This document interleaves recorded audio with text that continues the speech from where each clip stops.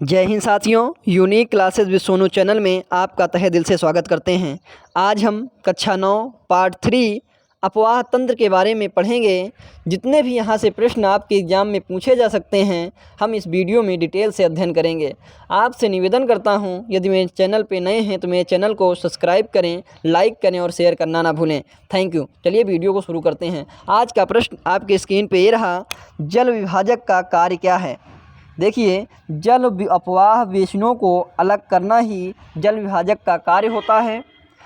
यह जल विभाजक दो अपवाह वेशनों को अलग करने वाला पर्वत या कोई अन्य उच्च भाग होता है। उदाहरण के तौर पे हिमालय एक महत्वपूर्ण जल विभाजक है। नेक्स्ट प्रश्न आपके सामने ये रहा, भारत में सबसे विशाल द्रोणी कौन सी है। तो भारत में गंगा नदी अपवाह द्रोणी सबसे विशाल है। कौन सी द्रोणी? गंगा नदी। नेक्स्ट प्रश्न आपके स्क्रीन पे रहा, सिंधु एवं गंगा नदियां कहां से निकलती हैं। इस प्रश्न का आंसर है, सिंधु नदी तिब्बत में मानसरोवर झील के निकट से निकलती है, जबकि गंगा नदी हिमालय में गंगोत्री हिमालय से निकलती है। एक बार अभी इसका दोबारा हम रिवीजन करेंगे तो आपको ये सब बातें जो हैं क्लियर हो पाएंगी। देखिए, नेक्स्ट प्रश्न आपकी स्क्रीन पे रहा, गंगा की दो मुख्य धारा कौन सी है। भागीरथी और अलकनंदा गंगा की दो मुख्य धाराएं हैं। ये उत्तरांचल राज्य के देवप्रयाग नामक स्थान पर मिलती हैं। नेक्स्ट प्रश्न आपके स्क्रीन पे रहा, नदियों तथा झीलों के कुछ आर्थिक महत्व को स्पष्ट कीजिए। ये नदियाँ और झीलें क्यों हमारे लिए आर्थिक महत्वपूर्ण हैं, इसका हम पॉइंट वाइज देखते हैं। देखिए, इसका आंसर ये रहा, यह गाद और तलछट बहा कर लाती हैं। नेक्स्ट पॉइंट रहा, जो बाढ़ के मैदानों को उपजाऊ बनाकर देश को उपजाऊ कृषि भूमि प्रदान करती हैं, जिससे इसका आर्थिक महत्व बढ़ जाता है।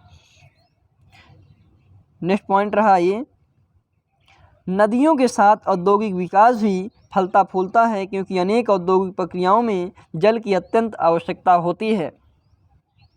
नेक्स्ट प्रश्न आपके स्क्रीन पे रहा, हिमालय तथा प्रायद्वीपीय नदियों के मुख्य अंतर को स्पष्ट कीजिए। देखिए, जो हिमालय है, हिमालय की नदियाँ 12मासी होती हैं। हिमालय की नदियाँ 12मासी होती हैं, जबकि प्रायद्वीपीय नदियाँ मौसमी होती हैं और प्रायः मानसून में प्रवाहित होती हैं।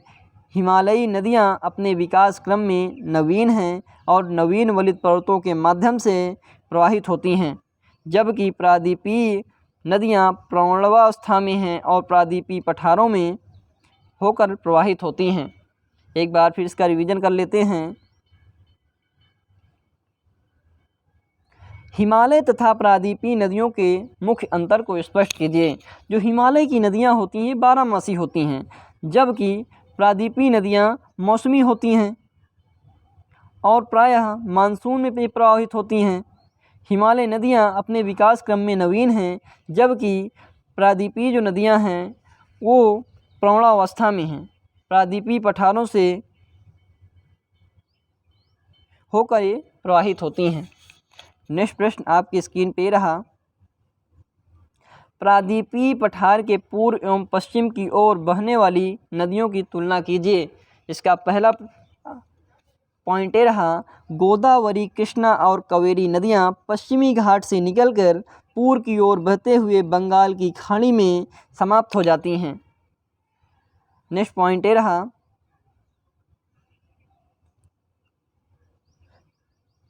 नर्मदा और तापी दो ऐसी लंबी नदियां हैं जो अरब सागर में गिरती हैं। ये नदियां ज्वार नदमुख बनती हैं। एक बार रिवीजन कर लेते हैं। प्रायद्वीपीय पठार के पूर्व एवं पश्चिम की ओर बहने वाली नदियों की तुलना कीजिए। गोदावरी और कृष्णा और कावेरी नदियां पश्चिमी घाट से निकलकर पूर्व की ओर बहते हुए बंगाल की खाड़ी में मिल जाती हैं, जबकि नर्मदा और तापी दो ऐसी लंबी नदियां हैं जो अरब सागर में गिरती हैं। ये नदियां ज्वारनदमुख बनाती हैं। आई होप आपको ये भी प्रश्न समझ में आया होगा। आज का नेक्स्ट प्रश्न ये रहा, किसी देश की अर्थव्यवस्था के लिए नदियाँ क्यों महत्वपूर्ण होती हैं? इसको डिटेल से आपको समझना होगा। इसका आंसर ये रहा, वास्तव में नदियाँ केवल जल ही प्रदान नहीं करती, वरन यह अपने साथ उपजाऊ मिट्टी, खुले हुए खनिज, मीठा जल, तीव्र व सस्ता जल यातायात आदि संसाधन अनेक विकल्पों के रूप में साथ लेकर आती हैं। अतएव नदियों की इस बहुउपयोगिता के कारण प्रत्येक समाज और सभ्यता इन पर आश्रित होता है। चाहे वो अखेटक मतलब जो चाहे वो शिकारी हो या फल संग्रह करने वाला या पशुपालक हो या कृषक, सभी रूपों में मानव सभ्यताएं नदियों पर ही निर्भर करती हैं। मानव सभ्यता के विकास में नदियों के योगदान को देश की अर्थव्यवस्था के विकास के रूप में देखा जाता है। आइए चलिए इन प्रश्नों को एक बार रिवीजन कर लेते हैं। जल विभाजक का कार्य क्या होता है? दो अफवाह बेसिनों को अलग करना जल विभाजक कहलाता है। जल विभाजक दो अफवाह बेसिनों को अलग करने वाला एक ऊंचा पर्वत या एक ऊंचा पठार होता है जो जल विभाजक का कार्य करता है। भारत में सबसे विशाल नदी द्रोणी कौन सी है? भारत में गंगा नदी की अफवाह द्रोणी सबसे विशाल है। सिंधु एवं गंगा नदियाँ कहाँ से निकलती हैं? सिंधु नदी तिब्बत में मानसरोवर झील से निकलती है, जबकि गंगा नदी हिमालय के गंगोत्री से निकलती है। गंगा की दो मुख्य धाराएं कौन कौन सी हैं? भागीरथी और अलकनंदा दो गंगा की मुख्य धाराएं हैं जो उत्तराखंड में देवप्रयाग नामक स्थान पर मिल जाती हैं। नदियों तथा झीलों के कुछ आर्थिक महत्व को स्पष्ट कीजिए। ये गाद और तलछट बहाकर लाती हैं जो बाढ़ के मैदानों को उपजाऊ बनाकर देश को उपजाऊ कृषि भूमि प्रदान करती हैं। नदियों के साथ औद्योगिक विकास भी फलता फूलता है क्योंकि अनेक औद्योगिक प्रक्रियाओं में जल की अत्यंत आवश्यकता होती है। हिमालय तथा प्रायद्वीपीय नदियों के मुख्य अंतर को स्पष्ट कीजिए। हिमालय की नदियाँ बारहमासी होती हैं, जबकि प्रायद्वीपीय नदियाँ मौसमी होती हैं और प्रायः मानसून में प्रवाहित होती हैं। हिमालय नदियाँ अपने विकास क्रम में नवीन हैं और नवीन वलित पर्वतों के मध्य प्रवाहित होती हैं, जबकि प्रायद्वीपीय नदियाँ प्रौढ़ावस्था में हैं और प्रायद्वीपीय पठारों से होकर प्रवाहित होती हैं। प्रायद्वीपीय पठार के पूर्व एवं पश्चिम की ओर बहने वाली नदियों को स्पष्ट कीजिए। ये हमारा 7वां प्रश्न है। गोदावरी, कृष्णा और कावेरी नदियाँ पश्चिमी घाट से निकलकर पूर्व की ओर बहते हुए बंगाल की खाड़ी में मिल जाती हैं। अब बात करते हैं नर्मदा और तापी। ये दो ऐसी नदियाँ हैं जो अरब सागर में गिरती हैं। ये नदियाँ ज्वारनद मुख बनाती हैं।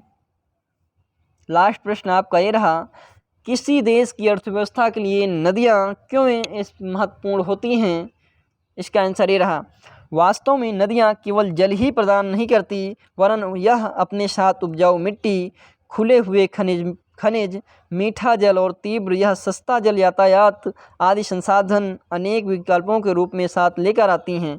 अतएव नदियों की इसी बहुउपयोगिता के कारण प्रत्येक समाज और सभ्यता इन पर आश्रित होता है। चाहे वो अखेटक हों, चाहे वो फल संग्रह करने वाले या वो पशुपालक हों या कृषक, सभी रूपों में मानव सभ्यताएं नदियों पर ही निर्भर करती हैं। मानव सभ्यता के विकास में नदियों के योगदान को देश की अर्थव्यवस्था के विकास के रूप में देखा जाता है। आई होप हमारा वीडियो आपको पसंद आया होगा। यदि मेरे चैनल पर नए हैं तो मेरे चैनल को सब्सक्राइब करें, लाइक करें और शेयर करना ना भूलें। Thank you.